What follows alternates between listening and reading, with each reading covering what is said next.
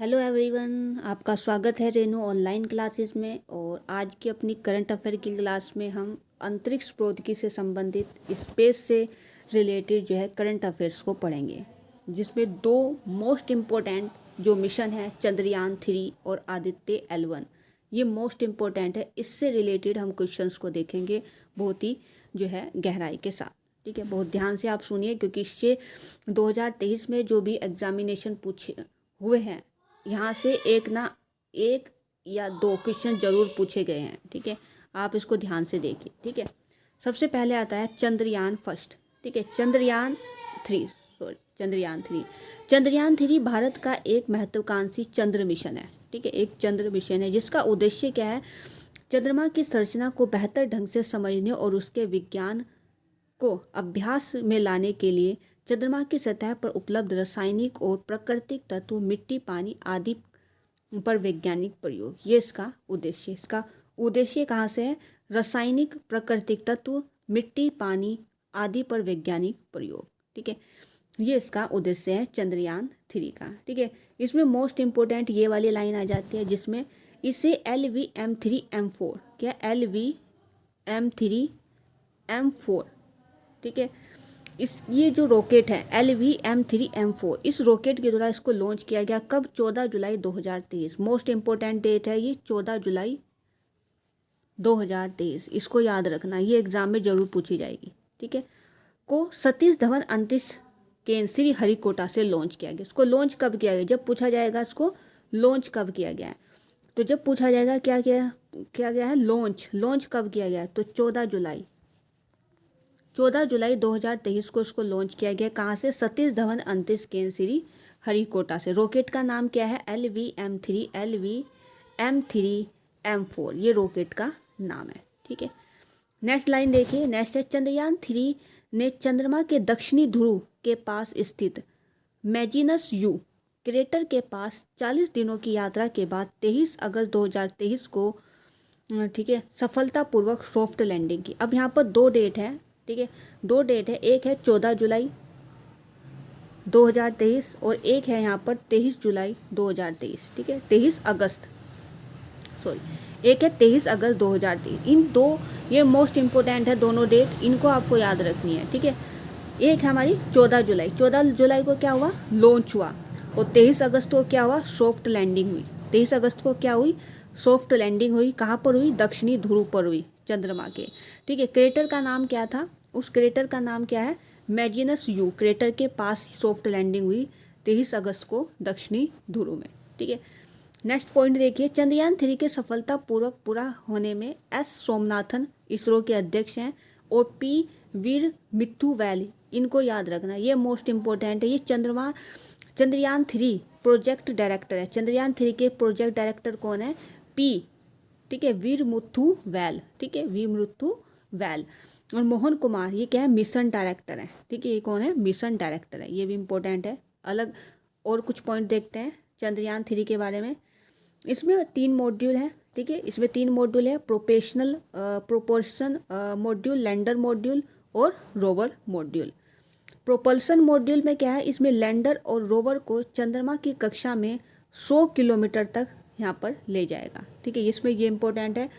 चंद्रयान 3 के लैंडर का नाम क्या है? विक्रम। रोवर का नाम क्या है? प्रज्ञान। ये मोस्ट इम्पोर्टेंट इसका पॉइंट है। ठीक है, नेक्स्ट चलते हैं। नेक्स्ट सवाल क्या है इसमें?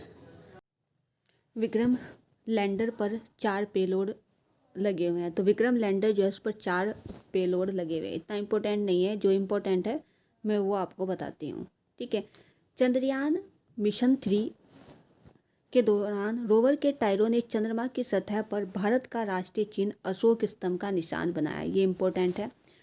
चंद्रयान 3 ने चंद्रमा की सतह पर एक चंद्र दिवस यानी 14 पृथ्वी दिवस तक का काम किया है। ये भी इम्पोर्टेंट पॉइंट है। ठीक है, नेक्स्ट चलते हैं। नेक्स्ट क्या है यहाँ पर चंद्रयान के बारे में? ये इम्पोर्टेंट पॉइंट है। भारत चंद्रमा के दक्षिणी ध्रुव पर पहुंचने वाला दुनिया का पहला देश बन चुका है। अमेरिका, रूस और चीन के बाद भारत चंद्रमा पर सॉफ्ट लैंडिंग हासिल करने वाला चौथा देश बन चुका है। ये मोस्ट इम्पोर्टेंट लाइन है कि भारत चंद्रमा के दक्षिणी ध्रुव पर पहुंचने वाला पहला देश बन चुका है।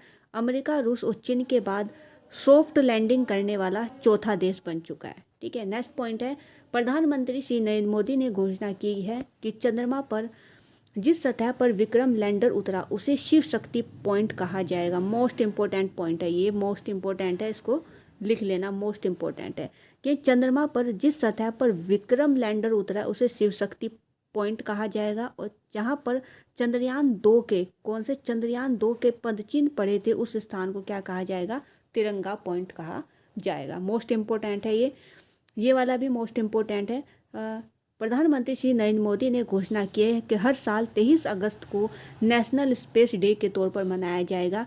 23 अगस्त को चंद्रयान 3 ने चंद्रमा की सतह पर क्या की, सफल लैंडिंग की। तो इसलिए 23 अगस्त को क्या मनाया जाएगा, नेशनल स्पेस डे मनाया जाएगा। इम्पोर्टेंट है ये, ठीक है। इससे पहले जो चंद्रयान मिशन 1 हो चुका है, चंद्रयान मिशन 2 हो चुका है, इसकी लॉन्चिंग डेट याद रखेंगे और किस रॉकेट से इन्हें लॉन्च किया गया था ये याद रखेंगे। तो लॉन्चिंग डेट क्या है, चंद्रयान मिशन 1 को 22 अक्टूबर 2008 को लॉन्च किया गया था। रॉकेट था PSLV XLC-11।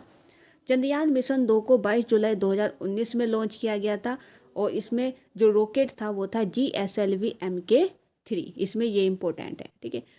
अब आ जाता है आदित्य L1। आदित्य L1 सबसे पहले तो ये देखते हैं आदित्य L1 ये मिशन किसके लिए है, कौन से ग्रह के लिए, ये सूर्य के लिए। किसके लिए, सूर्य के लिए है। और इसके प्रोजेक्ट डायरेक्टर का नाम क्या है, निगर शाहजी। मोस्ट इम्पोर्टेंट है, प्रोजेक्ट डायरेक्टर कौन है आदित्य L1 के, निगर शाहजी। और मिशन डायरेक्टर कौन है, बीजू SR, ठीक है। तो चंद्रयान मिशन 3 और जो आदित्य L1 है इनके प्रोजेक्ट डायरेक्टर भी याद रखने और मिशन डायरेक्टर भी।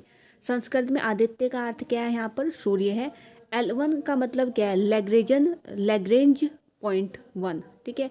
ये है L1 की फुल फॉर्म पूछ सकता है, L1 की फुल फॉर्म क्या है, लैग्रेंज पॉइंट 1 है यहाँ पर। L1 अंतरिक्ष में वह स्थान है जहाँ पर सूर्य पृथ्वी जैसे दो खगोलीय पिंडों के गुरुत्वाकर्षण बल क्या होते हैं, संतुलन में होते हैं। ये वाली डेफिनेशन भी L1 की याद रखना, ये भी मोस्ट इंपॉर्टेंट है, ठीक है।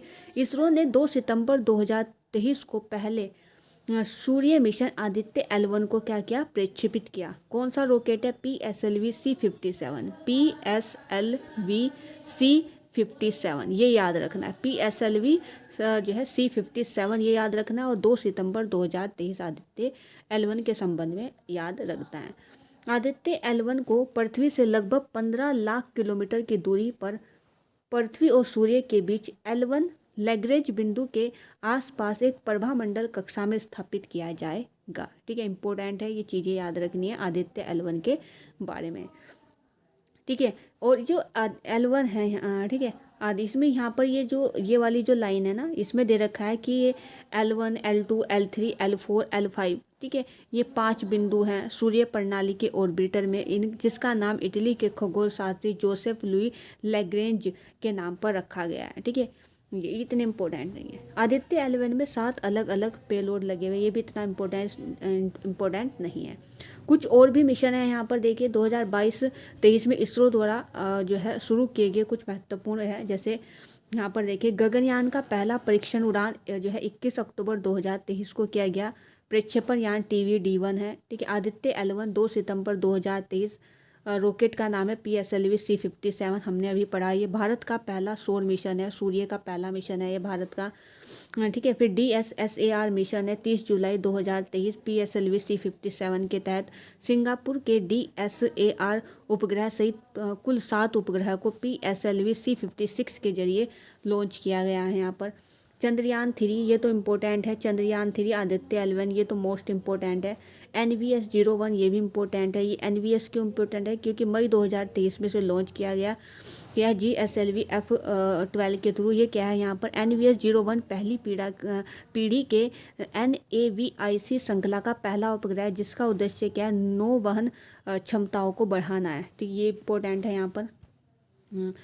TELEOS मिशन 2 लॉन्च किया गया। किस चीज़ है मिशन, सिंगापुर के 2 उपग्रह जिसमें प्राथमिक उपग्रह के रूप में TELES-2 और सह यात्री उपग्रह के रूप में जो है लुम इलाइट 4 जो है शामिल है। ये वन वेब इंडिया 2 मार्च 2023 में लॉन्च किया गया इसको, ठीक है। EOS 07 इसे फरवरी 2023 में लॉन्च किया गया था, और EOS 06 इसे नवंबर 2022 में लॉन्च किया गया था, और वन वेब इंडिया 1 इसे अक्टूबर 2022 में लॉन्च किया गया था। इनके बारे में भी आप थोड़ा पढ़ लेना, ठीक है। इनके बारे में भी थोड़ा पढ़ लेना कि मतलब क्या थे ये उपग्रह, क्यों लॉन्च किए गए थे, कब लॉन्च किए गए थे, इनका जो है ये इनका जो प्रक्षेपण यान क्या था, रॉकेट कौन सा था जिसके द्वारा इनको लॉन्च किया गया था। सबसे इम्पोर्टेंट आपको याद रखना है यहाँ पर आदित्य L1 और चंद्रयान 3, यहाँ से ज़्यादा क्वेश्चन पूछे जाएंगे।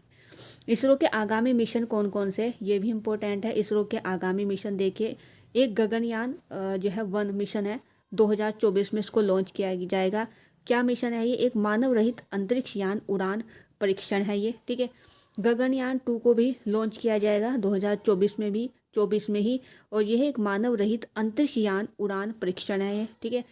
एक निशार लॉन्च किया जाएगा जनवरी 2024 में। निशार क्या है, ये नासा इसरो सिंथेटिक जो है एपरेचर रडार है, ठीक है। नासा और इसरो के बीच एक संयुक्त परियोजना है। निसार मतलब नासा और इसरो के बीच है ये, ठीक है। यहाँ पर एक गगनयान 3, ये भी 2024 में 3 गगनयान है, गगनयान 1, गगनयान 2, गगनयान 3, ये लॉन्च किया जाएगा।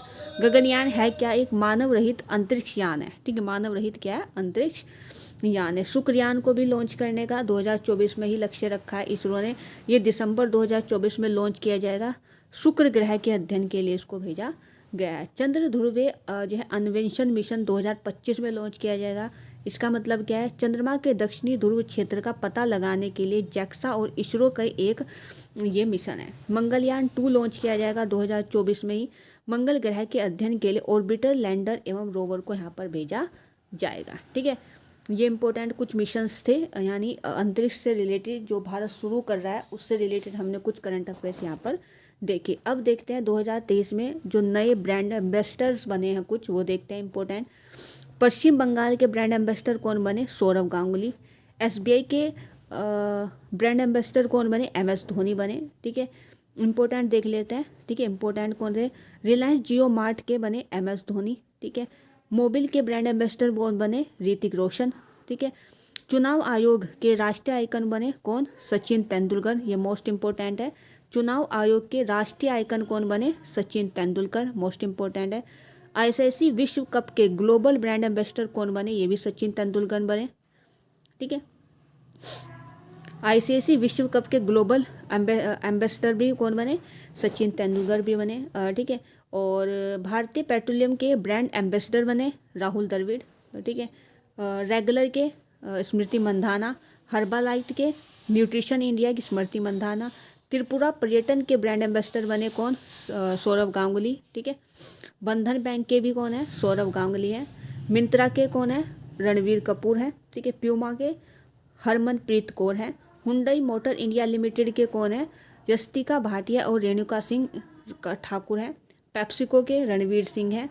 यूनिसेफ इंडिया के, ये इम्पोर्टेंट है, आयुष्मान खुराना, इम्पोर्टेंट है ये। और राष्ट्रीय खनिज विकास निगम की निखत जलील, ये भी इम्पोर्टेंट है। उत्तराखंड के ब्रांड एम्बेसडर परशुन जोशी, इम्पोर्टेंट है। बायुज के लियोलन मेसी बने हैं, ये भी मोस्ट इम्पोर्टेंट है। टीवी उन्मूलन मोस्ट इम्पोर्टेंट है, कौन बनी, दीपा मलिक बनी।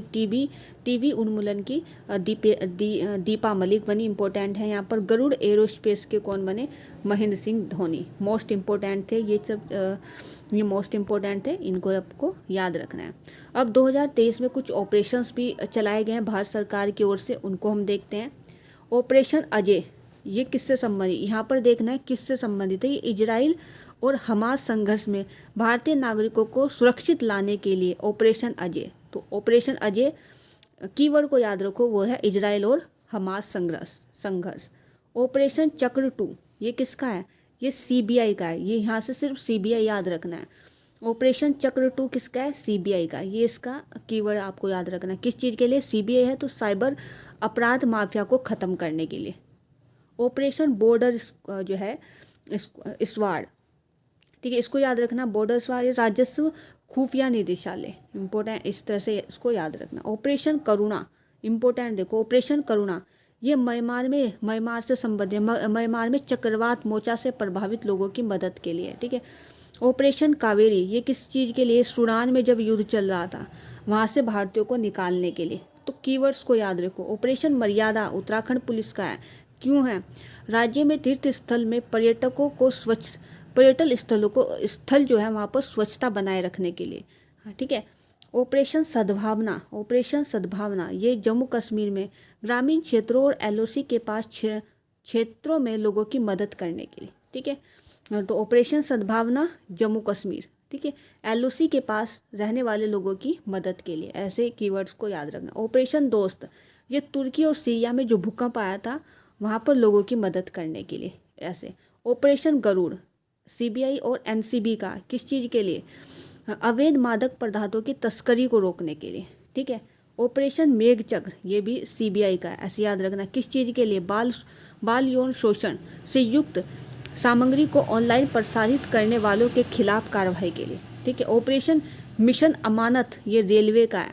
ठीक है, किस खोए हुए सामान को ट्रैक करने के लिए। ऑपरेशन उपलब्ध ये भी रेलवे का है, टिकट की कालाबाजारी को रोकने के लिए। ठीक है। ऑपरेशन गंगा ये केंद्र सरकार का, रूस और यूक्रेन के कारण भारत सरकार ने यूक्रेन से भारतीयों को निकालने के लिए ऑपरेशन गंगा। ठीक है। तो इस तरह से इन चीज़ों को याद, कीवर्ड्स के थ्रू अगर हम याद रखते हैं ना करंट अफेयर्स, तो हमें याद रहती है। ठीक है। आई होप ये क्लास आपको समझ में आई होगी। थैंक यू, धन्यवाद।